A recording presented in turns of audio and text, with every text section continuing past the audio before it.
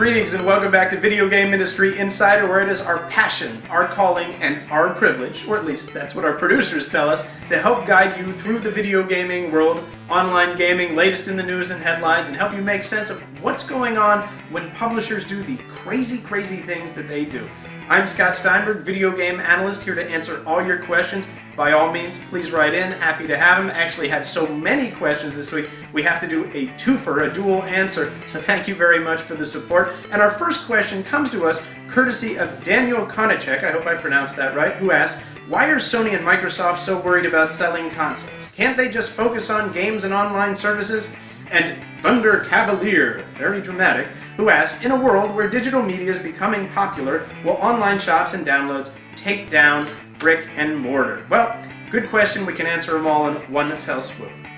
As for why Sony, Nintendo, and Microsoft are still hawking consoles and not focusing as much on online and digital downloads, it's because they still make a huge portion of their revenue from the licensing fees that come from retail products. So Atari, Atlas, Activision, whenever a third-party software publisher publishes on a video game system, they pay a licensing fee to the big three. That's how they make a good chunk of money. And these guys don't make as much money on $4.99 or $9.99 digital downloads. There's a limited amount of releases on those. The sales numbers really aren't that huge. I mean, we hear about all these great downloadable success stories, and you and I know that it's one of the best ways to get games these days, one of the most affordable, some innovative stuff there. But at the end of the day, the sales numbers aren't that huge. The sales figures aren't that huge compared to what you see off retail releases. And they still want to hawk you consoles because once you go on, you're getting music, movies, games, all sorts of online content through closed systems. When you're in Nintendo's world, that's where you're sitting, and they can make a profit off of everything you do, track everything you do. The second you decide you want to go play on your iPhone or access something on Netflix through your PC, that's when they begin to lose sight of you. So it's in their interest to keep you playing on their fixed console devices, set-top boxes.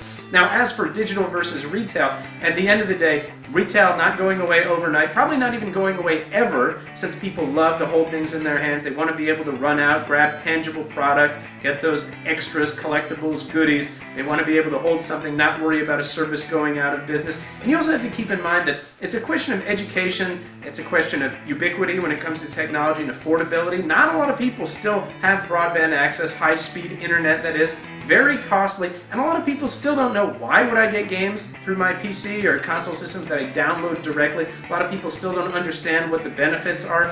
So when it comes to the mass market, it's going to take time to educate. It's going to take time to seep into the public consciousness.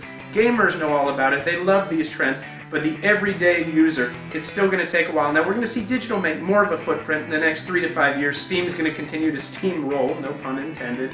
Impulse, Gamersgate, these are going to do well. Obviously, GameStop, these guys know digital's coming. Spending $100 million this year on digital initiatives versus like $70 million on store openings. So more on digital. They know what's coming. They're preparing for it. At the end of the day, retail's not going to be caught blindsided. They saw what happened to Tower Records in the music business. So retail, there'll always be a place for it, but towards the end of the decade, you'll see more of digital taking a broader slice of the pie. Now, happy to have your questions, so as always, please write back in. You can find us online at www.thevideogameexpert.com, or you can hit us up on Twitter at GadgetExpert, or find us on Facebook, Video Game Expert. Write in, ask away, we're happy to have them. Scott Steinberg, Video Game Industry Insider. We'll see you soon.